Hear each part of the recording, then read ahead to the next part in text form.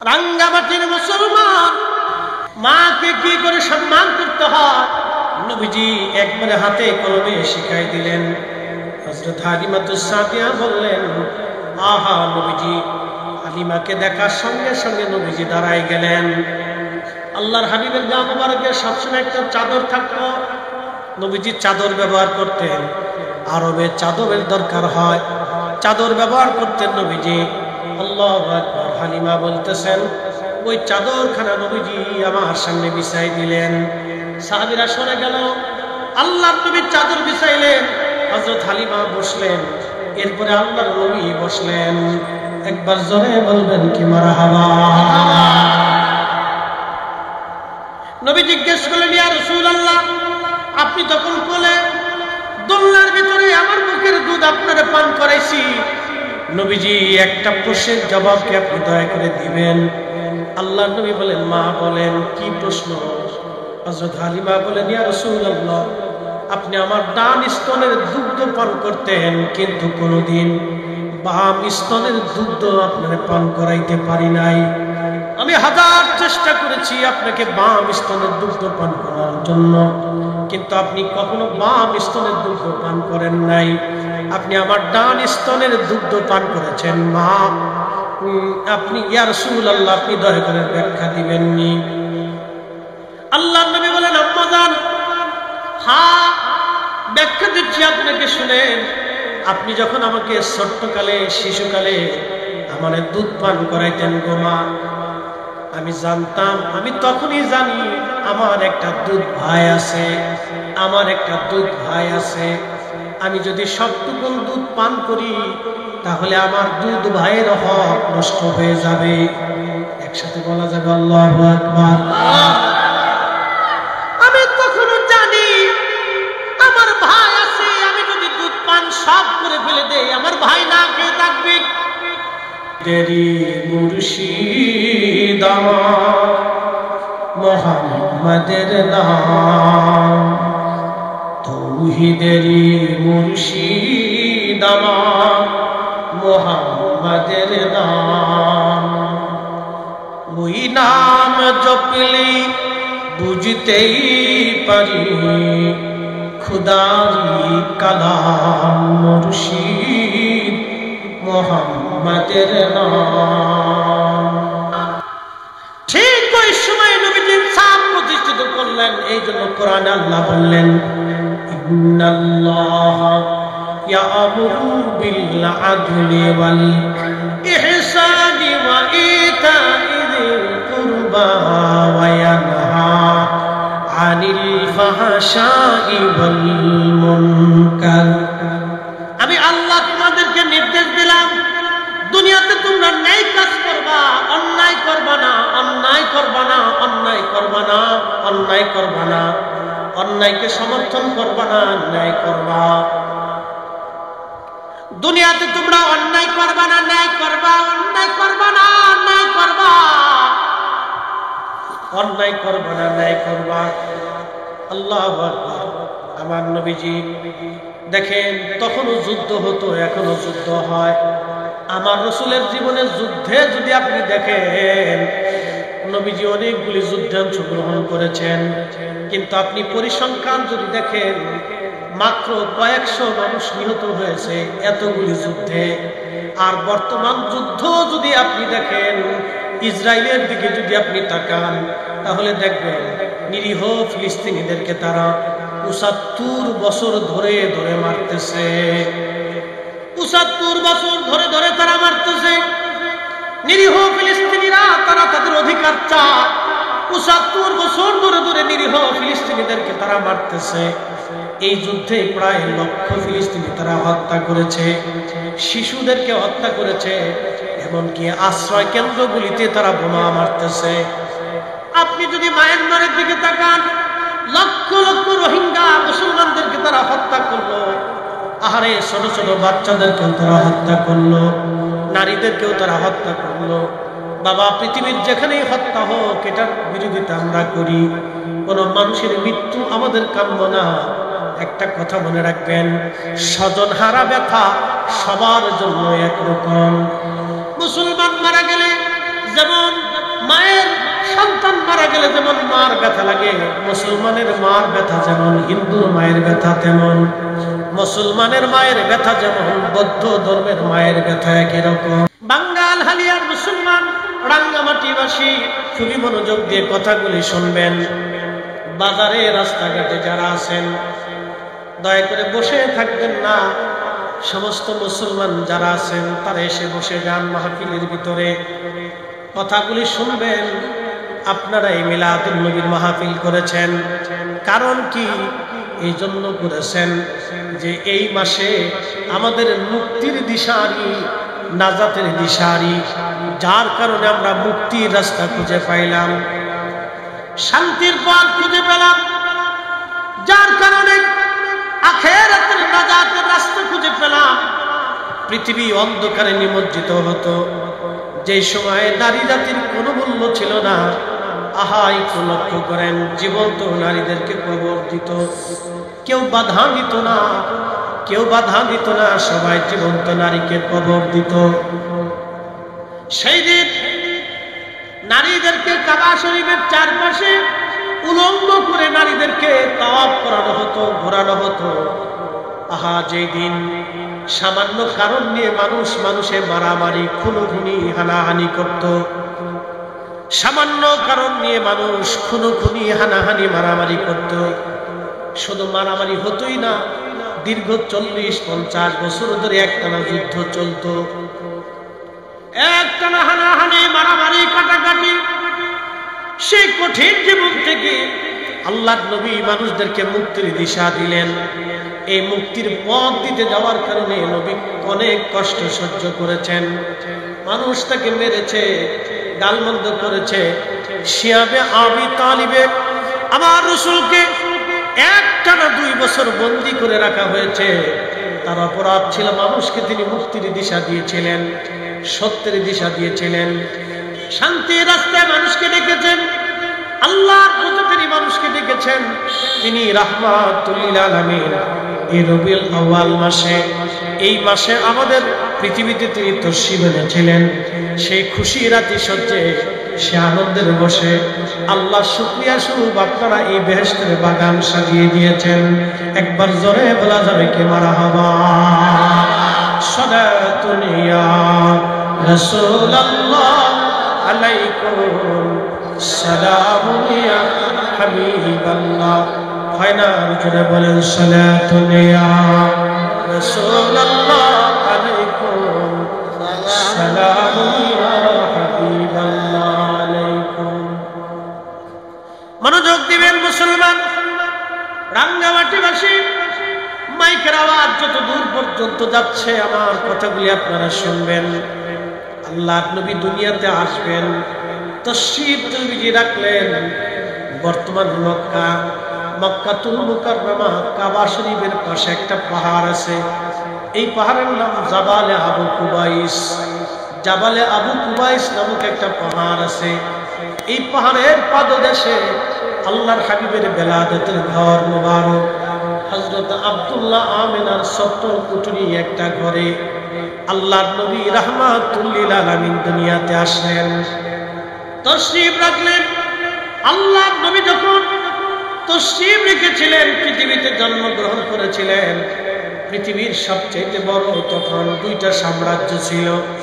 একটা সাম্রাজ্যের নাম হচ্ছে পার্সিয়ান সাম্রাজ্য, আর একটা সাম্রাজ্যের নাম হচ্ছে রোমান সাম্রাজ্য।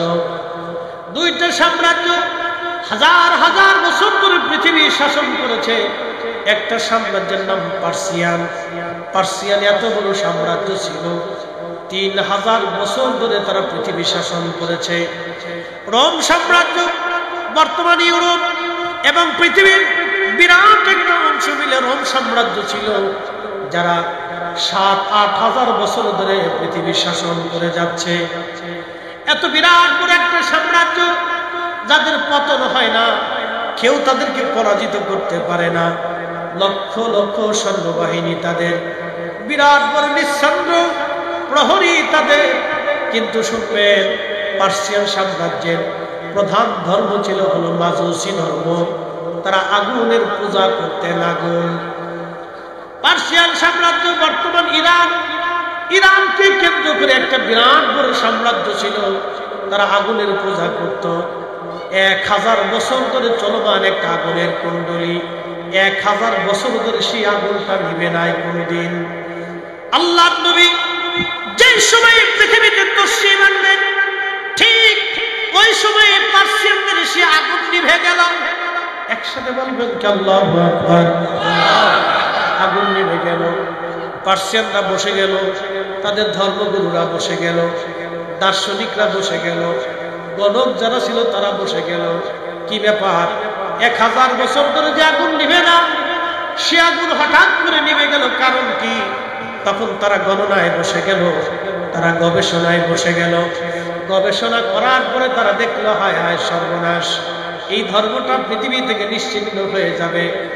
একজন নবী পৃথিবীতে আসছে, জন্মগ্রহণ করেছে আরবের মক্কায়, বনি কুরাইশ বংশের বনু হাশিমে একটা সন্তান পৃথিবীতে জন্ম নিয়েছে, যার মাধ্যমে পৃথিবীর বড় বড় সাম্রাজ্যগুলি পদানত হবে। যার আদর্শের কাছে, যার ভালোবাসার কাছে বড় বড় সাম্রাজ্যগুলি বিলীন হয়ে যাবে। পার্সিয়ান সাম্রাজ্য পৃথিবী থেকে নিশ্চিহ্ন হবে। ওইদিকে রোমান সম্রাট, বিরাট বড় সাম্রাজ্য, তাদের বিরাট বড় সিংহাসন, বিরাট বড় প্রাসাদ, হাজার হাজার বছর ধরে যে প্রাসাদ চলতেছে, হাজার হাজার বছর ধরে যে প্রাসাদ, আজ পর্যন্ত শত্রু যে প্রাসাদে ঢুকতে পারে নাই, দখল করতে পারে নাই। আল্লাহর হাবিব যেই সময় পৃথিবীতে জন্মগ্রহণ করলেন, ঠিক ওই সময় তাদের প্রাসাদগুলি ভেঙে গেল, ফাটল সৃষ্টি হয়ে গেল, মিনারা, বড় মিনারা ভেঙে জমিনে পড়ে গেল। বসে গেল তাদের গণকগণ, তাদের ধর্মগুরুগণ, সবাই চিন্তিত, ব্যাপার কি?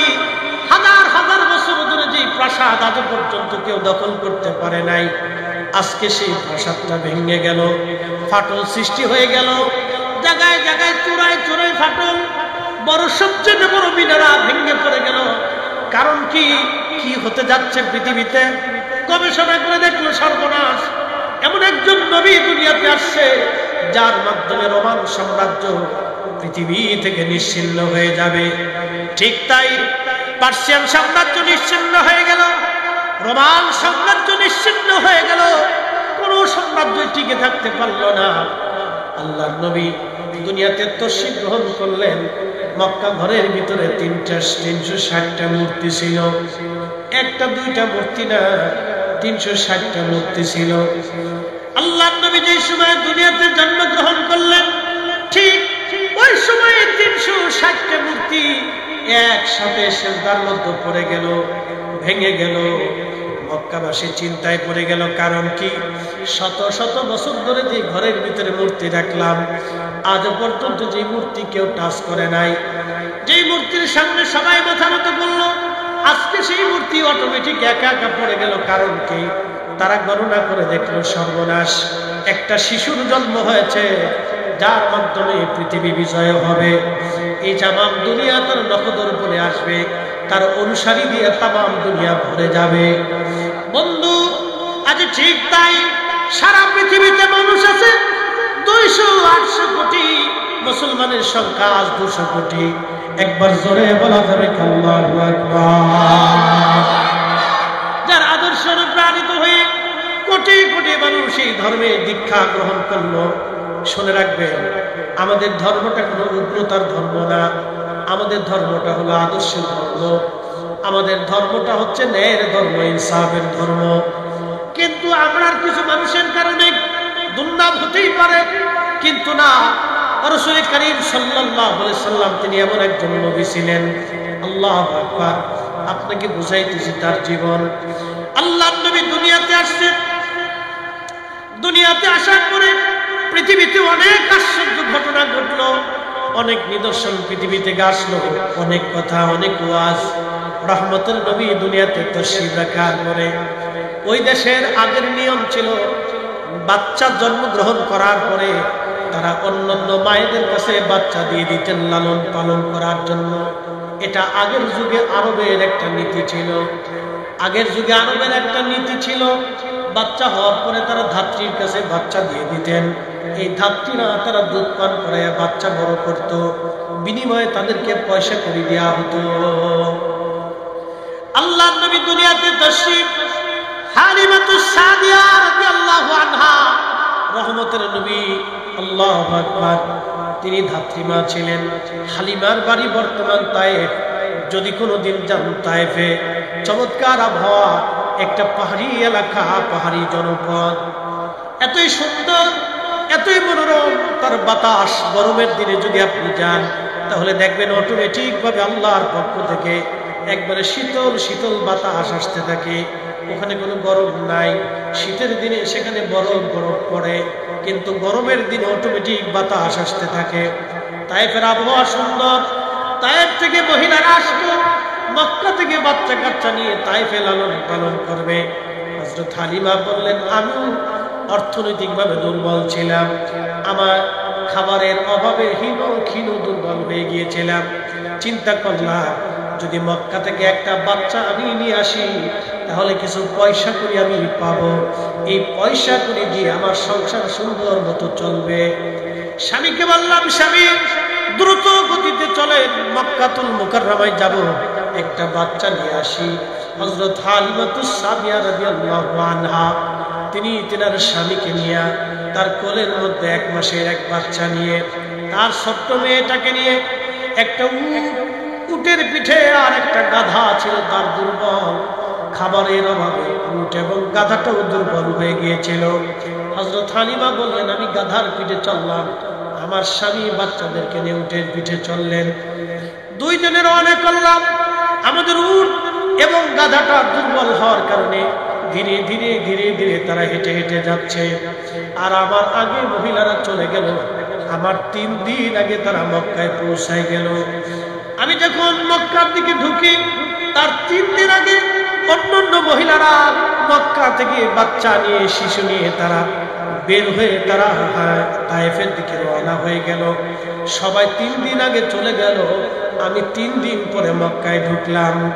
জিজ্ঞেস করলাম, মক্কাতে কি কারো বাচ্চা আছে? সবাই বলল, না, মক্কাতে কারো ঘরে কোনো বাচ্চা নাই, কারো ঘরে কোনো সন্তান নাই। তবে একটা সন্তান মক্কাতে আছে, তার মায়ের নাম আমেনা, বাবার নাম আব্দুল্লাহ। বাবাটা ইন্তেকাল করেছে, আহা, সে এতিম হয়ে গেছে। তার দাদা মক্কার নেতা আব্দুল মুত্তালিব, হারাম শরীফের তিনি খাদেম, মক্কাতুল মুকাররমার তিনি খাদেম। তার দাদা সন্তানটা এতিম বলে, গরিব বলে তাকে কেউ নেই না। হালিমা স্বামীকে বললেন, স্বামী, গরিব সন্তান, এতিম, তার বাবা নাই, কে ভরণ পোষণ দিবে? চলো আমরা তায়েফে ফিরে চলে যাই। স্বামী আমাকে ডাকতে বলল, হালিমা, হালিমা রে, সুদূর তায়েফ থেকে আমি আসছি মক্কাতে একটা বাচ্চা নেওয়ার জন্য, ধাত্রী হওয়ার জন্য। হালিমা রে, একেবারেই শূন্য হাতে চলে যাব, তা কি করে হয়? চলো দেখি, বাচ্চাটা এতিম হতে পারে, চলো একটা বার যে বাচ্চাটার চেহারাটা দেখি, দেখতে কেমন দেখা যায়, তারপরে আমরা সিদ্ধান্ত নেব আমরা নিব কি নেব না। আজকে যারা মাহফিলে আসছেন তারা অত্যন্ত ধন্য ভাগ্যবান, আমি বুঝাইতেছি। ভাগ্য গুণে নবী পাওয়া যায়, ভাগ্য গুণে কালেমা পড়া যায়, ভাগ্য গুণে মুসলমান হওয়া যায়। খুব মনোযোগ দিবেন, আমরা ভাগ্য গুণে মুসলমান হয়েছি। হযরত হালিমা বললেন, আমি ধীরে ধীরে ধীরে ধীরে সেই বালকের বাড়ি গেলাম। জাবালে আবু কুবাইস পাহাড়ের পাদদেশে, মনোরম পরিবেশে, ছোট্ট কুঁড়ে ঘরে হযরত আমেনার ঘরে আমি ঢুকলাম। একবার জোরে বলবেন কি মারহাবা, সালাতুন ইয়া রাসূলুল্লাহ,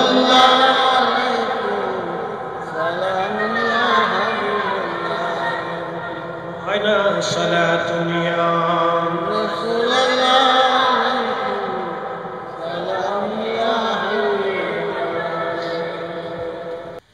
হযরত হালিমা বলতেছেন, আমি ভিতরে ঢুকলাম। ছোট্ট একটা দোলনার ভিতরে ছোট্ট একটা শিশু ঘুম পাড়ানো। হালিমা বলতেছেন, এত সুন্দর, এত সুন্দর বাচ্চা, মানুষ এত সুন্দর হতে পারে আমি কখনোই কল্পনা করি নাই। মানুষ এত সুন্দর, একবার জোরে বলবেন কি মারহাবা। ভুবনের প্রিয় মুহাম্মদ এলো রে দুনিয়ায়,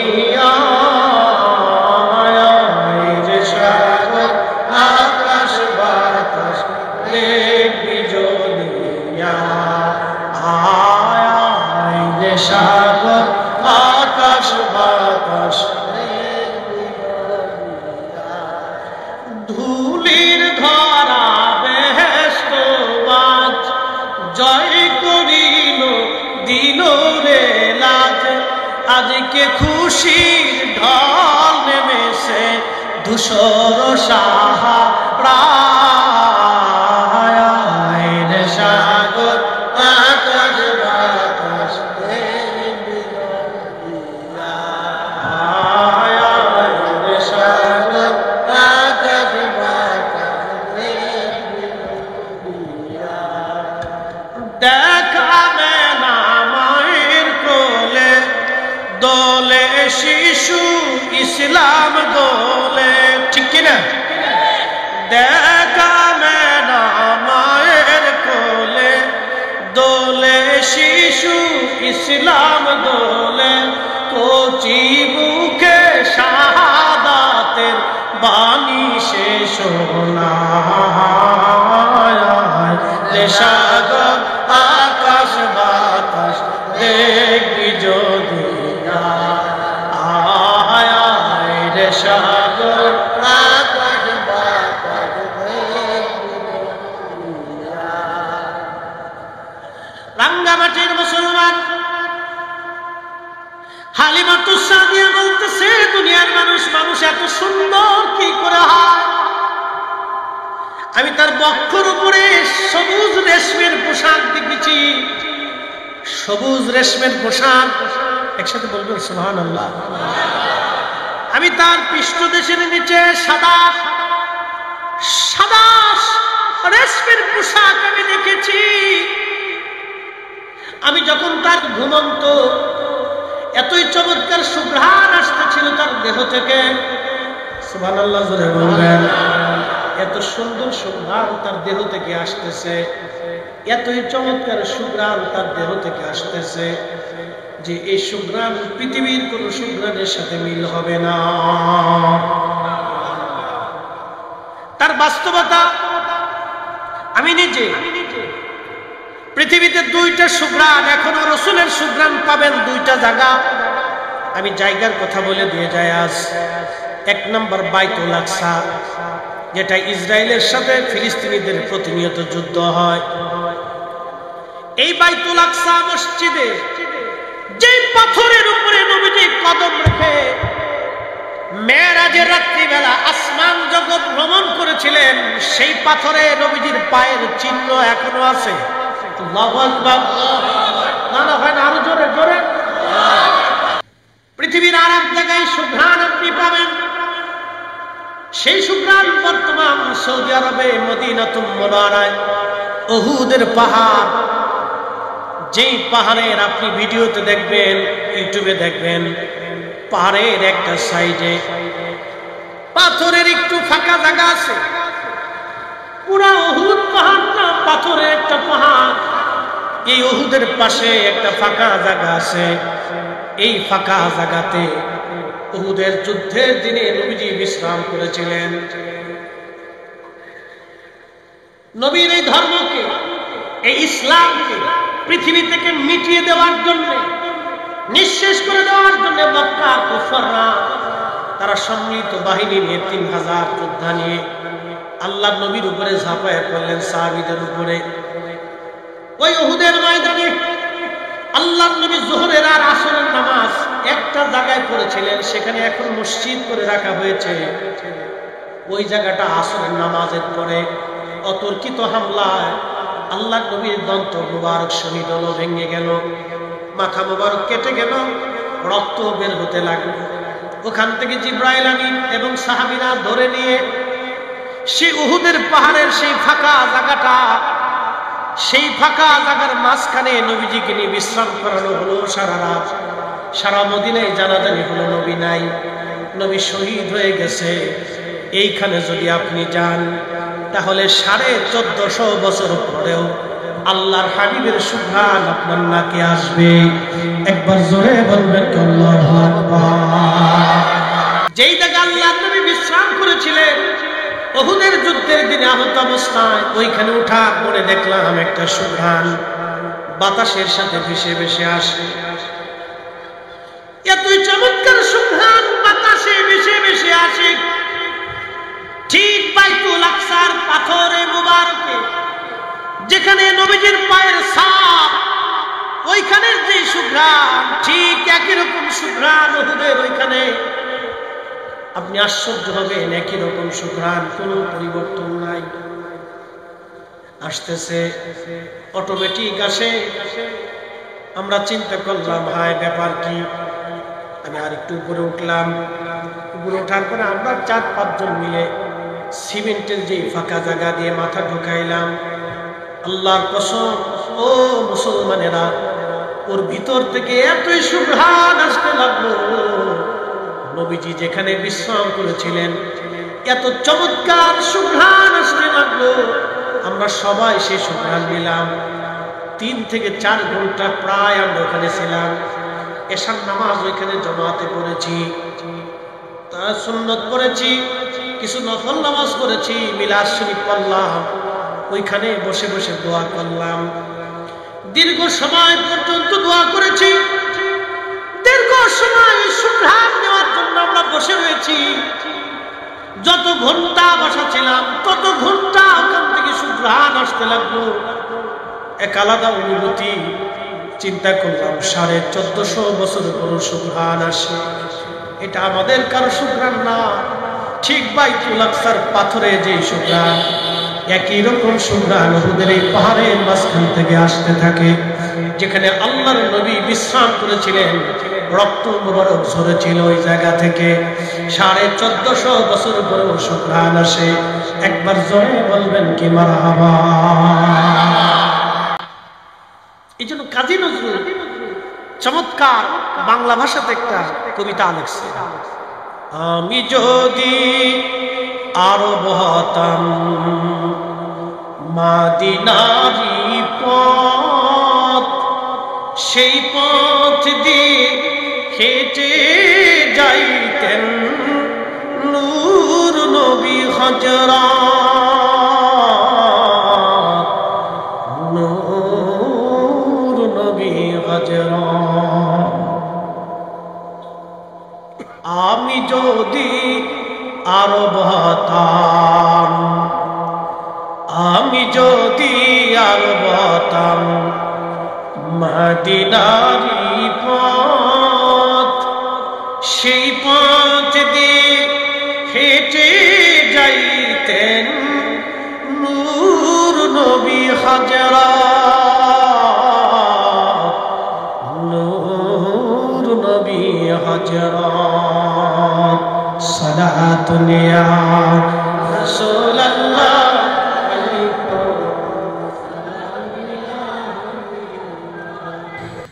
প্রিয় মুসলমান, খুবই মনোযোগের সাথে কথাগুলি শুনবেন। হালিমাতুস সাদিয়া রাদিয়াল্লাহু আনহা নবীজির ঘুম ভাঙানোর জন্য বক্ষ মোবারক থেকে সবুজ রেশমের কাপড় তিনি সরাইলেন। সবুজ রেশমের কাপড় সরাইয়া আল্লাহর নবীর বক্ষ মোবারকে আলতো আলতো করে তিনি মেসেজ করতেছিলেন, যাতে আমার নবীর ঘুম ভেঙে যায়। ঘুম ভেঙে গেল নবীর, মুস্কি হাসি দিলেন। আল্লাহর নবী মুস্কি হাসি দেওয়ার পরে হালিমাতুস সাদিয়া বললেন, শিশু নবীর মুস্কি হাসি পাওয়ার পরে আমি হালিমা আরো পাগল করা হয়ে গেলাম। আমি লক্ষ্য করলাম নবীজির জুলফি মুবারক, 2 বুরু মুবারকের মাঝখান থেকে একটা নূর মুবারক বের হয়। একসাথে বলবেন আল্লাহু আকবার। শোনেন, রাসূল আর আমরা এক জিনিস না। ইমাম মুল্লা আলী কারি মক্কি আজ থেকে 400 বছর আগে মক্কায় বসে বসে কিতাব লিখছেন, আল মাওরিদুর রাবি ফি মাউলিদিন নবী সাল্লাল্লাহু আলাইহি সাল্লাম আমার ঘরে আছে, মূল কপিটা আরবিটা আমার ঘরে আছে। আল মাউরিদুর রাবি ফি মাউলিদিন নবী সাল্লাল্লাহু আলাইহি সাল্লাম, মূল কপিটা আমার ঘরে আছে। লেবাননের বৈরুত থেকে কিতাবখানা আনা। তিনি লিখতেছেন, হযরত হালিমাতুস সাদিয়া বললেন, নবীজির কপাল মুবারক থেকে একটা নূর মুবারক বের হইয়া খিলালাস সামা, মধ্য আকাশ পর্যন্ত নূর মুবারক চলে গেল। একবার জোরে বলবেন আল্লাহু আকবার। আমি যদি আরব হতাম, আমি যদি আরব হতাম, মদিনারি পথ, সেই পথ দিয়ে হেঁটে যাইতেন নূর নবী হযরত, নূর নবী হযরত। বন্ধু আমার মনোযোগ দিবেন। হযরত হালিমাতুস সাদিয়া বলেন, নূর মুবারক খিলালাস সামা, অর্ধ আকাশ পর্যন্ত চলে গেল এই নূর। আমি কপাল মুবারকে চুমা লাগাইলাম। অতএব রাসূলকে জানাতানা মনে করবেন না। যদিও কুল ইন্নামা আনা বাশার, আল্লাহ বলেছেন হুজুর আপনি বলে দেন আপনি তাদের মতো মানুষ, নবী মানুষ, নবী ফেরেশতাও না, জিনও না, তিনি মানব জাতির।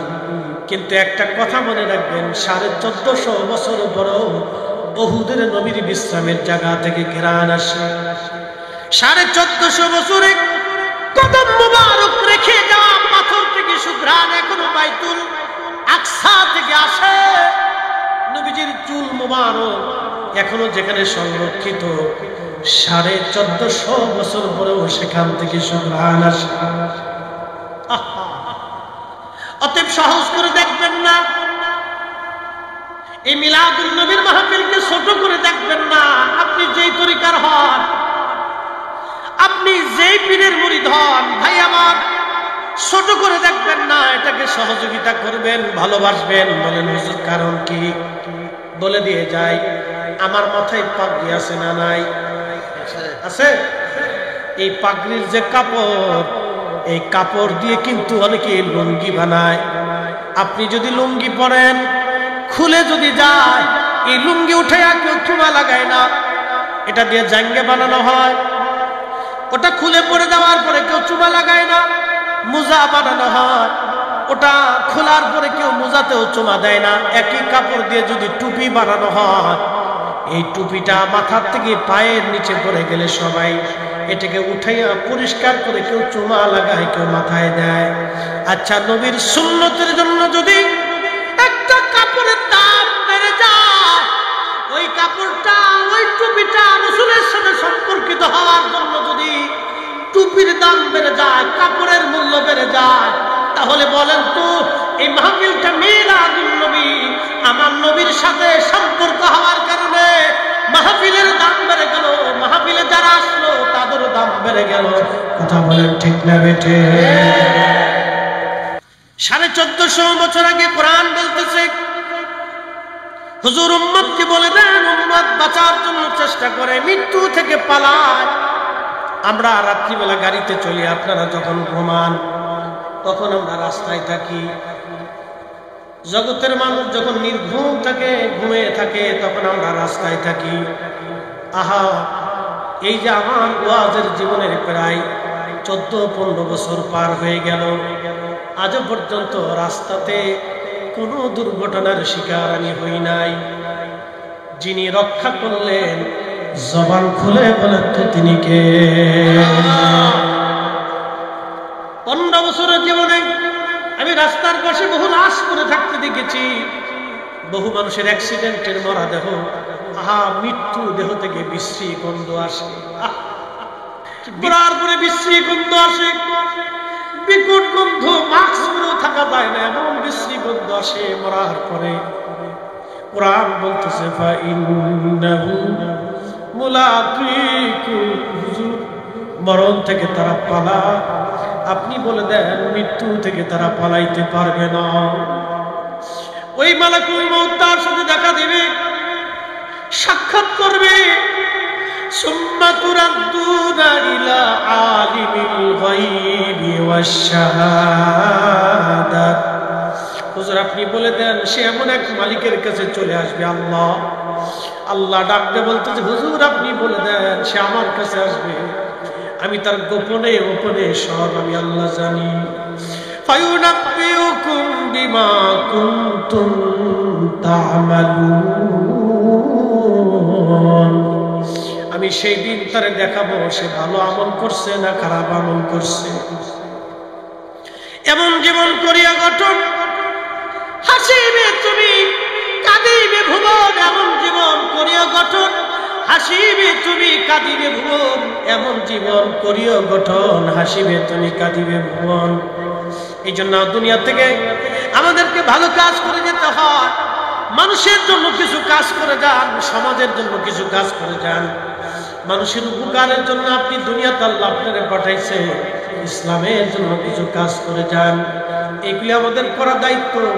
আল্লাহ কেন মানুষ বানায় পাঠাইলো? আল্লাহ গরু ছাগল বানাইতে পারত, হাঁস মুরগি ভেড়া উট দুম্বা হাতি বানর শিয়াল কুত্তা আল্লাহ এগুলি বানাইতে পারত, কিন্তু আল্লাহ আপনাকে মানুষ বানাইছে। মানুষ হয়ে মানুষের কাজ করা লাগবে, মানুষ হয়ে মানুষের কাজ করা লাগবে, মানুষ হয়ে মানুষের কাজ করা লাগবে। খুব মনোযোগ দিয়ে আল্লাহর নবী দুনিয়াতে তশরিফ আনলেন। হালিমাতুস সাদিয়া বললেন, দুনিয়ার মানুষে আমি আমার রাসূলকে কোলের মধ্যে নিয়ে নিলাম। স্বামীরে বললাম, স্বামী গো, এই বাচ্চা ছাড়া আমি তায়েফে ফিরে যাব না। এই বাচ্চা নিয়ে তারপরে আমি যাব। পয়সা দিক বা না দিক, এই বাচ্চা ছাড়া আমি যাব না। একবার জোরে বলবেন কি মারহাবা। আহা, যারা মিলাদুন নবীর মাহফিলকে সাজাইলেন তারা ধন্য, যারা বর্ষেন তারা ধন্য।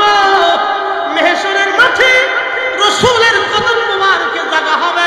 ভাবতেছেন এই দুনিয়ার জিন্দেগি শেষ না, এরপর আর একটা জীবন আছে। আপনি কোথায় ছিলেন?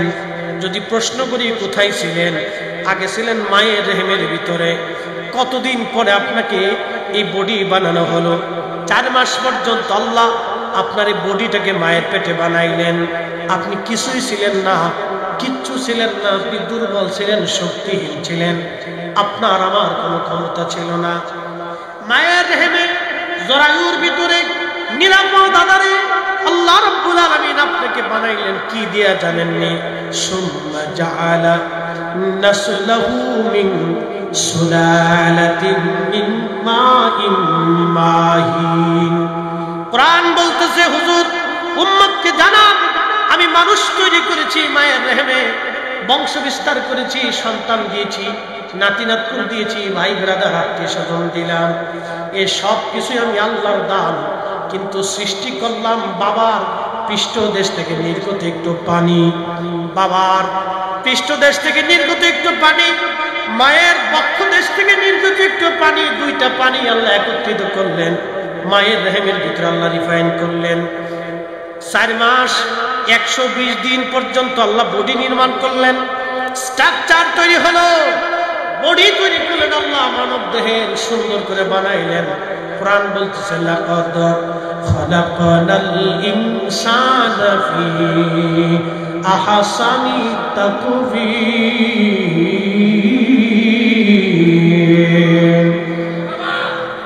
আল্লাহর কোরআন বলতেছে, আমি মানুষ সুন্দর করে বানাইছি। দেখবেন একটা শিশু যখন দুনিয়াতে আসে, তার ঠোঁট সুন্দর, তার দাঁত সুন্দর, জিহ্বা সুন্দর, তার ঠোঁট সুন্দর, তার জিহ্বা সুন্দর, চোখ সুন্দর, কান সুন্দর, সব সুন্দর, কিন্তু দাঁত আল্লাহ দেয় নাই। আচ্ছা, দাঁত দেয় নাই কেন বলেন তো? আল্লাহ কি জন্মগতভাবে দাঁত দিতে পারতেন না? হাত দিলেন, চোখ দিলেন, কান দিলেন, নাক দিলেন, পা দিলেন, ঠোঁট দিলেন, অঙ্গ প্রত্যঙ্গ দিলেন, মাথার চুলও দিলেন, কিন্তু দাঁত দিলেন না কেন? বলতেছি, আপনি ছোটবেলায় মার দুধ পান করছেন, দাঁত যদি থাকতো ওই সময় মারে কামড় দিতে, মার কষ্ট হতো, মা ব্যথা পেত, আপনি বুঝতেন না তো, আপনি শিশু ছিলেন, কষ্ট পেত মা, এই জন্য আপনারা দাঁত দেয় নাই তখন। একসাথে বলবেন না আল্লাহু আকবার। আল্লাহর সৃষ্টির ভিতরে কোনো খুঁত আছে? কোনো খুঁত নেই। রব কোরআনে বলতেছে আমি মানুষকে সুন্দর অবয়ব দিয়ে সৃষ্টি করেছি। তা কোথা থেকে? পানি থেকে। পানি পানি তো চিনেছেন, যেটাকে বাংলায় বলে বীর্য, আরবিতে বলে নুতফা। পানি থেকে সৃষ্টি করেছি। আল্লাহু আকবার। এই জন্য আল্লাহ কোরআন বলতেছে কাইফা তাকফুরুনা বিল্লাহি ওয়া কুনতুম আমওয়াতা। মানুষ কি করে আমাকে অস্বীকার করে? আমি যে রব, আমি স্রষ্টা, আমি খালিক, আমি মালিক, আমি তাকে সৃষ্টি করছি। মানুষ কি করে অস্বীকার করে? অথচ সে নির্জীব ছিল, সে মায়ের আধারে ছিল, সে বাবার পৃষ্ঠদেশে ছিল, সে পানির সাথে মিক্সার ছিল, তার অস্তিত্ব ছিল না, ক্ষমতা ছিল না, কিচ্ছু ছিল না। আমাদের রাষ্ট্রপ্রধান, প্রধান উপদেষ্টা, উপদেষ্টারা, সেনা প্রধান, পুলিশ প্রধান, বিজিবি প্রধান, সেনাবাহিনী প্রধান, ধর্মীয় প্রধান, নেতা, আমরা যারা আছি পয়সাওয়ালা, ধনী, কোটি টাকার মালিক, আমরা কি ছিলাম? কিচ্ছু ছিলাম না, শক্তি ছিল না। এখন পয়সা হইয়া গরম হয়ে গেছে, ক্ষমতা হইয়া ডানা গালা হয়ে গেছে। এখন একটু ক্ষমতা পাইয়া পাগল হয়ে গেছে, বিরাট বড় অফিসার হইয়া একবারে বিরাট কিছু মনে করতেছে। হাত মিয়া, মানুষের কিচ্ছু ছিল না, মানুষের কিচ্ছু থাকবে না। এই জন্য দুনিয়াতে অহংকার করতে হয় না, গর্ব করতে হয় না, ক্ষমতা পাওয়ার পরে ক্ষমতার অপব্যবহার করতে হয় না। এই ক্ষমতাকে গরিব মানুষের জন্য, দরিদ্রদের জন্য কাজে লাগাইতে হয়। মানুষ বুঝে না তো, মানুষ মনে করে বিরাট কিছু পেয়ে গেছে। আসলে সে তো কিচ্ছু ছিল না, সে নির্জীব ছিল, সে দুর্বল ছিল, হীন ছিল, ক্ষীণ ছিল। তার কি ছিল? কিচ্ছু ছিল। আচ্ছা, মরে যাওয়ার পর আর কিছু থাকে? হ্যাঁ, প্রেসিডেন্ট মরার পর আর কিছু থাকবে? পাওয়ার আছে? ওই পর্যন্ত কবরে দিয়ে দুই চার দিয়ে ফুল টুল দিয়ে সবাই চলে আসে। তারপরে ফেরেশতারা কি দুরমুজ সালাম না লাঠি সালাম না কি সালাম দিবে, ওই আর খোঁজ খবর নেই।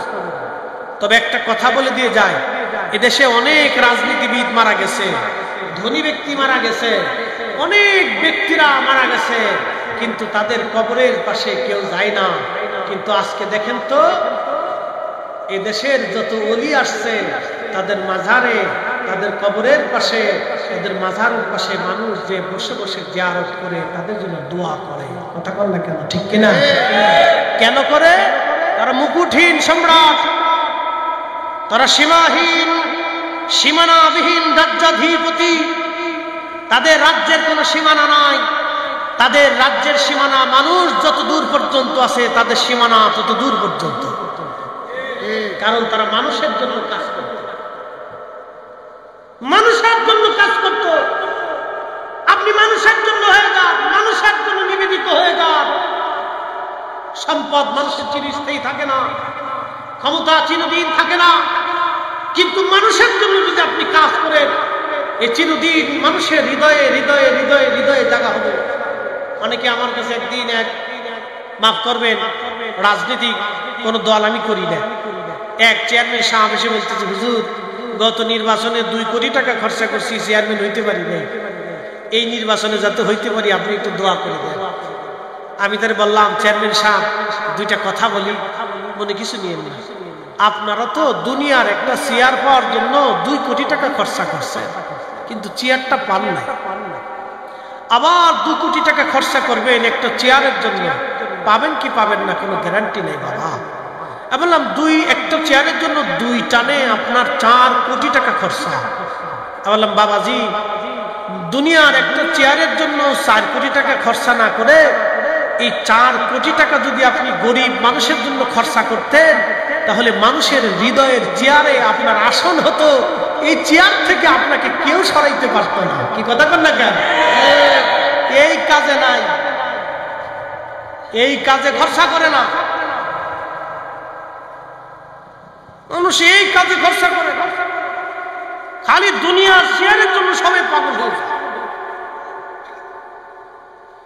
দুনিয়ার চেয়ারকে লাথি মেরে খাদা বাবা আজমিরি ভারতের জমিনে ঘুমিয়ে আছে, কি হিন্দু, কি বৌদ্ধ, কি শিখ, কি খ্রিস্টান, কি মুসলমান, সবাই ওনার মাজারে যায়। কারণ মানুষের জন্য ছিলেন। কথা বলেন ঠিক কিনা? কেন যায়? শান্তির জন্য। কিসের জন্য যায়? শান্তির জন্য যায়, শান্তির জন্য যায়। মানুষ শান্তি খুঁজে, শান্তি, এই জন্য মানুষের জন্য। প্রিয় উপস্থিতি, খুবই মনোযোগ দিয়ে কথা বলে শুনবেন বাবাজি। আপনাদের বুঝতে কোনো অসুবিধা হচ্ছে? হ্যাঁ, একসাথে বলি তো আল্লাহু আকবার। আরো জোরে, আরো জোরে, জোরে জোরে জোরে। চলবে, রাত তো বেশি না, কিন্তু কত ফার্স্ট টাইম সুন্দর হয়েছে। আল্লাহ যা করে ভালো লাগে। তা মনোযোগ দিয়ে, এই যত নবী ওলিরা দুনিয়াতে আসছেন তারা মানুষের জন্য ছিলেন। আমি বলতেছি, আল্লাহর নবীকে কোলে নিলেন হালিমাতুস সাদিয়া, দুগ্ধ পান করাইতে লাগলেন।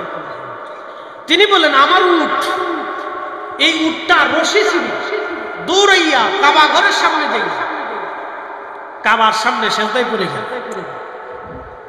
সুবহানাল্লাহ বললেন না? কাবার সামনে যে উট সেজদায় পড়ে গেল। হযরত হালিমাতুস সাদিয়া বলেন, আল্লাহর নবী বড় হয়ে গেলেন, আমার থেকে চলে গেলেন, দিয়ে আসলাম মায়ের কোলে। 40 বছর বয়সে কোরআন নাজিল হলো, নবুয়ত আসলো। দেরি করি নাই, কালেমা পড়ে ফেলছি। কারণ আমি ছোটকালে যা দেখছি তাহা বড় আশ্চর্য। আমি নবীকে জীবনে কোনোদিন উলঙ্গ দেখি নাই, এমনকি আমি তার মা ছিলাম, ধাত্রী মা। 4টা বছর নবী আমার কাছে থাকছেন, গোসল করাইছি, পায়খানা পেশাব পরিষ্কার করেছি, কিন্তু নবীজির গুপ্তাঙ্গ কোনোদিন আমি দেখি নাই। ওইখানে তাকাইলে শুধু নূর দেখতে পাইতাম। একবার জোরে বলবেন আল্লাহু আকবার। আর জোরে বলেন আল্লাহু আকবার। কল্পনা করতে পারবেন 4 বছর একজন মহিষী নারী মা, তিনি আমার রাসূলের গুপ্তাঙ্গ কোনোদিনও দেখতে পারেন। আপনি এর বৈজ্ঞানিক ব্যাখ্যা কি দিবেন? আপনি বৈজ্ঞানিক ব্যাখ্যা কি করে দিবেন এটা বলেন? উনি তো নিজে রাজ সাক্ষী। হালিমাতুস সাদিয়া তো নিজে বলতেছেন, আমি 4 বছরে তার গুপ্তাঙ্গ আমি জীবনে দেখি নাই, যখনই তাকাইতাম শুধু নূর দেখতাম। আপনি এর বৈজ্ঞানিক ব্যাখ্যা কি করবেন? খালি চিৎকার দিয়ে বললেই হবে নাকি রাসূল আমার মতো, আমি রাসূলের মতো? আপনি চিৎকার দিয়ে বললে হবে নাকি? টুপি মাথায় দিয়ে বললে হবে নাকি? পাগড়ি মাথায় দিয়ে বললে হবে নাকি? বিরাট বড় শায়েখ মুফতি মুহাদ্দিস যাই বলেন, বললে হবে নাকি? প্রিয় মুসলমান আমার, হাজরাতে হালিমাতুস সাদিয়া রাদিয়াল্লাহু আনহা বলেন, নবীজি আমি মদিনাতুল মুনাওয়ারা আসলাম। আসার পরে আল্লাহ রাসূল বসে আছেন, চারপাশে সাহাবায়ে কেরাম বসে আছে, নবীজি নসিহত করতেছিলেন সাহাবীদেরকে। এমন সময় হালিমাতুস সাদিয়া রাদিয়াল্লাহু আনহা আসলেন। এ যুবকরা সবাই শুনে নেন, মাকে কি করে সম্মান করতে হয়, মাকে কি করে সম্মান করতে হয় নবীজি একবারে হাতে কলমে শিখাই দিলেন। হযরত হালিমাতুস সাদিয়া বললেন, আহা নবীজি। হালিমাকে দেখার সঙ্গে সঙ্গে নবীজি দাঁড়ায় গেলেন। আল্লাহর হাবিবের গা মোবারকে সবসময় একটা চাদর থাকতো, নবীজি চাদর ব্যবহার করতেন। আরবে চাদরের দরকার হয়, চাদর ব্যবহার করতেন নবীজি। আল্লাহু আকবার। হালিমা বলতেছেন, ওই চাদরখানা নবীজি আমার সামনে বিছাই দিলেন। সাহাবীরা সরে গেল, আল্লাহর নবী চাদর বিছাইলেন, হযরত হালিমা বসলেন, এরপরে আল্লাহর নবী বসলেন। একবার জোরে বলবেন কি মারহাবা। নবী জিজ্ঞেস করলেন, ইয়া রাসূলুল্লাহ, আপনি যখন কোলে দোলনার ভিতরে আমার বুকের দুধ আপনারে পান করাইছি, নবীজি একটা প্রশ্নের জবাব কি আপনি দয়া করে দিবেন? আল্লাহর নবী বলেন, মা বলেন কি প্রশ্ন? হযরত হালিমা বলেন, ইয়া রাসূলুল্লাহ, আপনি আমার ডান স্তনের দুগ্ধ পান করতেন, কিন্তু কোনোদিন বাম স্তনের দুগ্ধ আপনারে পান করাইতে পারি নাই। আমি 1000 চেষ্টা করেছি আপনাকে বাম স্তনের দুগ্ধ পান করার জন্য, কিন্তু আপনি কখনো বাম স্তনের দুগ্ধ পান করেন নাই। আপনি আমার ডান স্তনের দুগ্ধ পান করেছেন মা, আপনি ইয়া রাসূলুল্লাহ আপনি দয়া করে ব্যাখ্যা দিবেননি? আল্লাহর নবী বলেন আম্মা জান, হ্যাঁ ব্যাখ্যা দিচ্ছি আপনাকে, শুনেন। আপনি যখন আমাকে ছোট্টকালে শিশুকালে আমার দুধ পান করাইতেন গো মা, আমি জানতাম, আমি তখনই জানি আমার একটা দুধ ভাই আছে, আমার একটা দুধ ভাই আছে। আমি যদি সবটুকু দুধ পান করি তাহলে আমার দুধ ভাইয়ের হক নষ্ট হয়ে যাবে। একসাথে বলা যাবে আল্লাহু আকবার।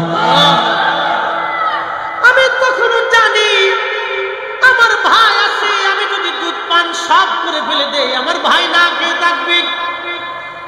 ইসলাম বুঝে যাবেন আপনি, এখান থেকে দিন বুঝে যাবেন, দিন বুঝবেন ইসলাম কত সুন্দর এবং চমৎকার আল্লাহ রাসূলের দেওয়া জীবন ব্যবস্থা।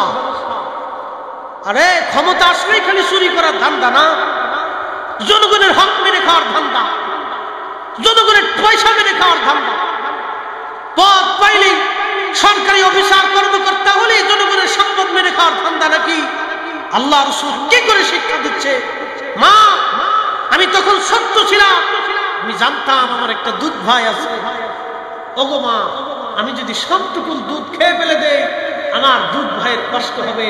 আমি সেই দিনও আমার দুধ ভাইয়ের হক নষ্ট করি নেই, আমি হক ইনসাফ প্রতিষ্ঠিত করেছি। একসাথে জোরে বলা যাবে আল্লাহু আকবার।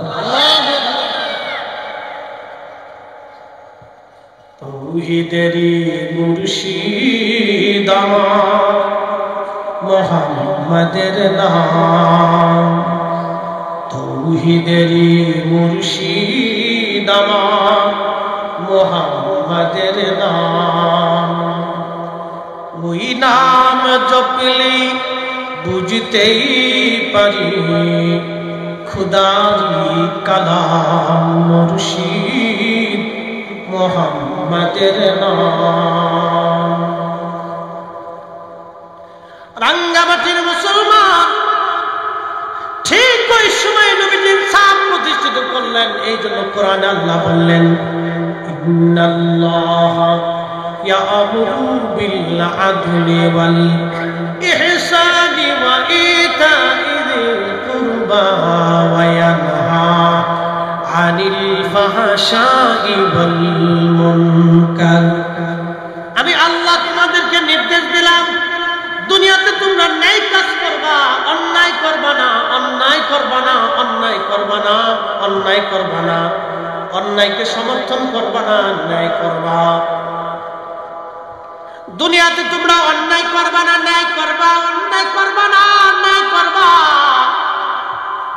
অন্যায় করবা না, ন্যায় করবা। আল্লাহু আকবার। আমার নবীজি দেখেন তখনও যুদ্ধ হতো, এখনো যুদ্ধ হয়। আমার রাসূলের জীবনের যুদ্ধে যদি আপনি দেখেন নবীজি অনেকগুলি যুদ্ধে অংশগ্রহণ করেছেন, কিন্তু আপনি পরিসংখ্যান যদি দেখেন মাত্র কয়েকশো মানুষ নিহত হয়েছে এতগুলি যুদ্ধে।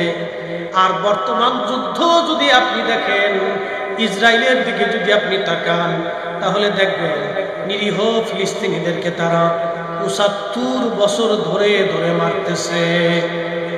৭৫ বছর ধরে ধরে তারা মারতেছে। নিরীহ ফিলিস্তিনিরা তারা তাদের অধিকার চায়। ৭৫ বছর ধরে ধরে নিরীহ ফিলিস্তিনিদেরকে তারা মারতেছে। এই যুদ্ধে প্রায় ১ লক্ষ ফিলিস্তিনি তারা হত্যা করেছে, শিশুদেরকে হত্যা করেছে, এমনকি আশ্রয় কেন্দ্রগুলিতে তারা বোমা মারতেছে। আপনি যদি মায়ানমারের দিকে তাকান, লক্ষ লক্ষ রোহিঙ্গা মুসলমানদেরকে তারা হত্যা করলো। আহারে ছোট ছোট বাচ্চাদেরকেও তারা হত্যা করলো, নারীদেরকেও তারা হত্যা করলো। বাবা পৃথিবীর যেখানেই হত্যা হোক এটার বিরোধিতা আমরা করি। কোন মানুষের মৃত্যু আমাদের কাম্য না। একটা কথা মনে রাখবেন, স্বজন হারা ব্যথা সবার জন্য একরকম। মুসলমান মারা গেলে যেমন মায়ের সন্তান মারা গেলে যেমন মার ব্যথা লাগে, মুসলমানের মার ব্যথা যেমন হিন্দুর মায়ের ব্যথা তেমন, মুসলমানের মায়ের ব্যথা যেমন বৌদ্ধ ধর্মের মায়ের ব্যথা একই রকম, সবার ব্যথা একই রকম। 1 মিনিট আবার হচ্ছে।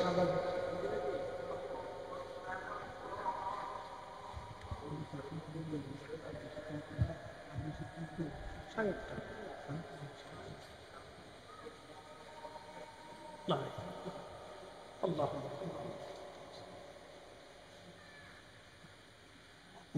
পড়ি আল্লাহুম্মা সাল্লি আলা সাইয়্যিদিনা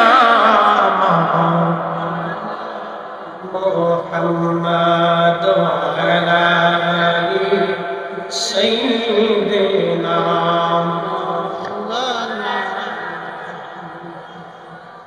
তুমি আল্লাহর প্যারা হাবিব, তোমার তুলনা নাই কেউ, তোমার মতো আকাশ ভ্রমণ করেনি কোন পয়গম্বর। আল্লাহুম্মা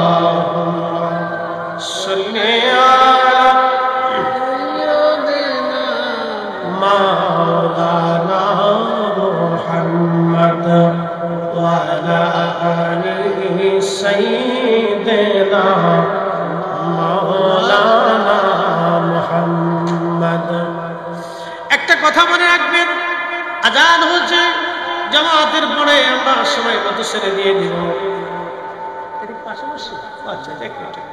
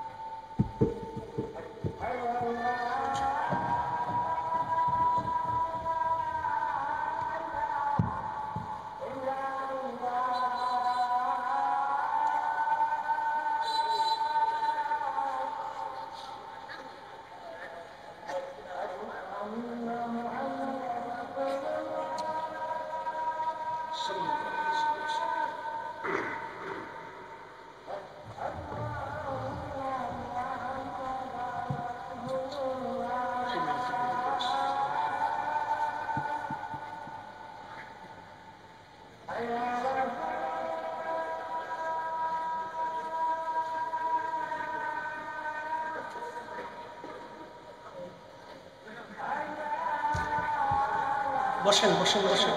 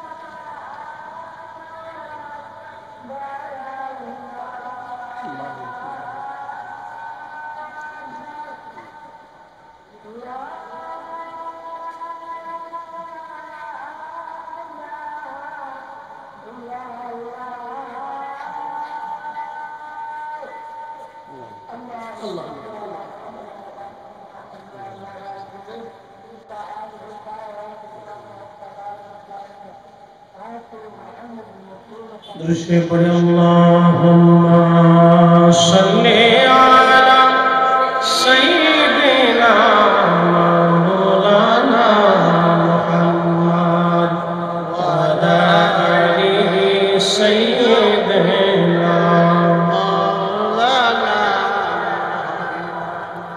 বন্ধুগণ, সময়ের সংক্ষিপ্ততা, অল্প সময়, লম্বা কথা বাড়ানো যাবে না, মুক্তাসার সময়ের ভিতরে শেষ করে দেব। খুব মনোযোগ দিয়েন। বলছিলাম সবার ব্যথা একই রকম, এই জন্য কোনো হত্যা, নিরপরাধ কোনো মানুষ মেরে ফেলে দেওয়া এটা ইসলাম কোনোদিন মেনে নেয় না। আল্লাহর কোরআন বলল, মা কাতালা নাফসান বিগাইরি নাফসিন আও ফাসাদিন ফিল আরদি ফাকান্নামা কাতালান নাস জামিআ। তোমরা যদি নিরপরাধ একজন মানুষকে মেরে ফেলে দাও, আল্লাহর কোরআন বলতেছে তামাম দুনিয়ার মানুষ মেরে ফেলে দিলে যে গুনাহ হবে, একজন নিরপরাধ মানুষ মেরে ফেললে সেই গুনাহ হবে। আর একজন নিরপরাধ মানুষ মানুষকে তোমরা যদি বাঁচায় দাও, সারা পৃথিবীর মানুষ বাঁচাইলে যে সওয়াব হবে, একজন নিরপরাধ মানুষকে বাঁচাইলে সেই সওয়াব আল্লাহ দিবে। সুবহানাল্লাহ বলা যাবে না? এখানে কিন্তু মান কতালা নাফস বলা হয়েছে। এখানে কোনো ধর্ম বলা হয় নাই, কোনো দেশ বলা হয় নাই, কোনো গোষ্ঠী বলা হয় নাই, বলা হয়েছে মানুষ। যে কোনো মানুষকে তুমি যদি বাঁচাও, সারা পৃথিবীর মানুষ বাঁচাইলে যে সওয়াব, একজন নিরপরাধ মানুষকে বাঁচাই দিলে সেই নাকি হয়। আর একজন নিরপরাধ মানুষ মেরে ফেললে যে গুনাহ হবে, সারা পৃথিবীর মানুষ মেরে ফেললে যে গুনাহ হয়, একজন নিরপরাধ মানুষকে মেরে ফেললে সেই গুনাহ হবে।